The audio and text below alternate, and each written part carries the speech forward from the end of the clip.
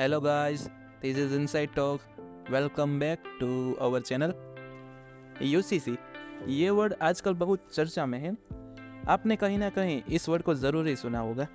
तो इस वीडियो में हम डिटेल में समझेंगे UCC के बारे में। तो चलिए देखते हैं व्हाट इज़ UCC। UCC यानी यूनिफॉर्म सिविल कोड, मतलब समान नागरिक संहिता। एक ऐसी समान नागरिक संहिता जो जाति धर्म की परवाह किए बिना समान नागरिक नियमों को, विचारों को दर्शाती है।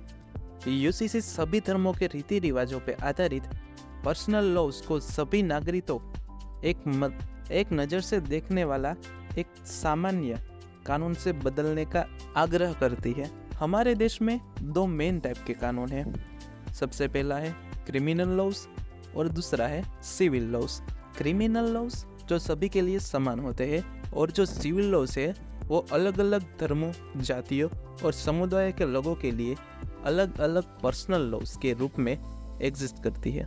धर्मों, जातियों, समुदाय के लोगों के पर्सनल लॉज उनके धर्मों और समुदाय के अनुसार तय किए गए हैं, जैसे कि Hindu personal laws, Muslim personal laws, Christian personal laws, Parsi personal laws, Sikh personal laws और अन्य समाज के पर्सनल लॉज।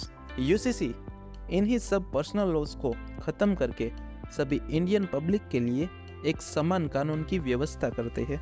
ये लॉ मेनली 4 एरिया को कवर करती है।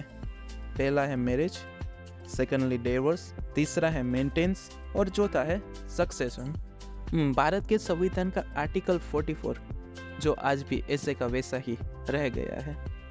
According to article 44, the state shall endeavor to secure for all citizens a uniform civil code throughout the territory of India। ये article UCC को लागू करने के बारे में बताते हैं। अब देखते हैं हिस्ट्री ऑफ यूसीसी। भारत को स्वतंत्र होने के बाद साल 1948 से ही भारत की संसद में यूसीसी एक बहुत ही बहस का मुद्दा है। एक तरफ doctor BR Ambedkar, Gopal Swami linger, आनंद संयम अयंगर, KM मुंशी जी जैसे महान हस्तियों यूसीसी के पक्ष में थे, जबकि पोकर साहब जैसे मुस्लिम कट्टरपंथियों ने इसका कड़ा विरोध किया था। अब जानते हैं शाहबानो केस के बारे में। जब यूसीसी का मुद्दा और तेज हुआ, सुप्रीम कोर्ट ने पहली बार संसद को साल 1985 मोहम्मद अहमद खान वर्सेस शाहबानो बेगम के मामले में यूसीसी बनाने का सुझाव दिया, जो कि शाहबानो केस के रूप में जाना जाता है। इंदौर के रहवासी शाहबानो की शादी सन 1932 में मोहम्मद अहमद खान के साथ हुई थी। शाहबानो के 3 बेटे और 2 बेटियां थी। शादी के 14 साल के बाद 1946 में मोहम्मद अहमद खान ने दूसरी शादी की। उसके बाद भी शाहबानो उसी के साथ रहती थी, लेकिन कुछ सालों के बाद साल 1975 में मोहम्मद अहमद खान ने 5 बच्चों के साथ शाहबानो को घर से निकाल दिया। उसके बाद मोहम्मद अहमद खान ने बच्चों के पालन पोषण के लिए शाहबानो को सिर्फ 200 रुपये प्रति महीने के हिसाब से पैसे भिजवाता था। कुछ साल बाद मोहम्मद अहमद खान ने शाहबानो को ये पैसे भी भिजवाना बंद कर दिया। उसके बाद शाहबानो ने साल 1978 में मोहम्मद अहमद खान के खिलाफ केस किया और 500 रुपये प्रति महीने भरण पोषण देने की मांग की। उसके बाद मोहम्मद अहमद खान ने शाहबानो को तलाक दे दिया और इंदौर की कोर्ट ने सिर्फ 20 रुपये प्रति महीना देने का ऐलान किया। उसके बाद साल 1980 में शाहबानो ने मध्य प्रदेश हाई कोर्ट में केस की अर्जी की।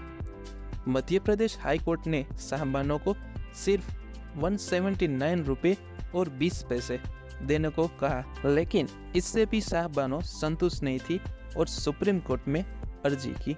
लेकिन मुस्लिम पर्सनल लॉज के हिसाब से डाइवोर्स लेडी दहेज के साथ सिर्फ 3 महीने तक के भरण पोषण का पैसा मांग सकती है, लेकिन इसको नकारते हुए सुप्रीम कोर्ट ने धारा 125 की तरह शाहबानो को भरण पोषण देने के लिए दावा किया था। इसी के साथ सुप्रीम कोर्ट ने यूसीसी का इम्पोर्टेंस समझा था, लेकिन इस फैसले का देश भर में मुस्लिमों के द्वारा जमकर विरोध हुआ और इतना विरोध और प्रदर्शन हुआ कि उस समय की तत्कालीन राजीव गांधी के नेतृत्व वाली सरकार ने एक्ट 1986 के माध्यम से साहबानों के मामले के फैसले को पलटा दिया, मुस्लिम महिला के भरण पोषण के अधिकार को कम कर दिया। गोवा एकमात्र ऐसी जगह है जहां पर यूसीसी लागू है और ये पोर्टुगल कॉलोनी के दौरान से ये लागू है। अब देखते हैं कौन कौन सी पार्टियां यूसीसी के समर्थन में और कौन कौन सी पार्टियां उनके विरोध में हैं। Supporters of UCC, BJP he main party है जो कि बीसीसी का मुद्दा लाई है और ये उसके बड़े बड़े नेताओं के बयान आ चुके हैं कि वो जल्द ही देश भर में यूसीसी लगाएगी। बीजेपी का कहना यही है कि यूसीसी की तरह सभी नागरिकों के साथ समान व्यवहार किया जाना चाहिए, चाहे वो किसी भी धर्म का क्यों ना हो। दूसरा है आम आदमी पार्टी। आम आदमी पार्टी ने भी कुछ आपत्तियों के साथ यूसीसी का समर्थन किया है। आम आदमी पार्टी ने कहा है कि वह सैद्धांतिक रूप से यूसीसी का समर्थन करती है, लेकिन वह अपना पूरा समर्थन देने से पहले प्रपोजल लॉ यानी कि प्रस्तावित कानून को डिटेल में देखना चाहते हैं। अब तीसरी पार्टी है शिवसेना ने भी यूसीसी का समर्थन करते हुए कहा है कि पर्सनल लॉज में एकरूपता लाना जरूरी है। अब देखते हैं ऑपोजिटर्स ऑफ यूसीसी। सबसे पहले है कांग्रेस ने यूसीसी का विरोध करते हुए कहा है कि यूसीसी डिवीजन और अननेसेसरी पॉलिसी है।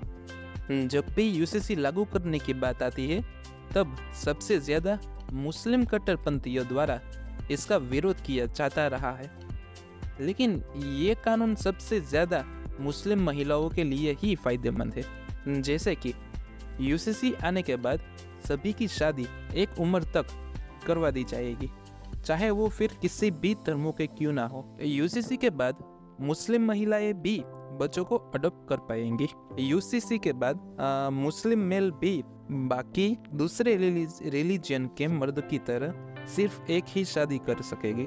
यूसीसी के बाद बेटियों का भी माँ बाप की प्रॉपर्टी में बराबर का हिस्सा मिलेगा। यूसीसी के बाद सब नागरिकों को इक्वल सम्मान मिलेगा, चाहे वो किसी भी रिलीजन के क्यों ना हो। और भी ऐसे कई फायदे हैं यूसीसी के लिए। UCC one nation one law को दर्शाता है। कई देश जैसे कि France, Turkey, Egypt, Iraq, Israel जैसे कई देशों में यूसीसी लागू है। हमारा मानना यह है कि यूसीसी को एक धार्मिक रूप से देखने के अलावा उसके फायदे को देखकर यूसीसी का समर्थन करना चाहिए। तो यूसीसी पर आपका क्या कहना है दोस्तों, कमेंट बॉक्स में जरूर बताइएगा। और ऐसे ही एक्सप्लेनिंग वीडियो को देखने के लिए हमारे चैनल को सब्सक्राइब कीजिएगा, लाइक कीजिएगा और शेयर कीजिएगा, और यूसीसी की इन्फॉर्मेशन को अपने दोस्तों तक जरूर पहुंचाइएगा। So yeah this is some information about UCC. So thank you for watching this video. So see you guys in my next video.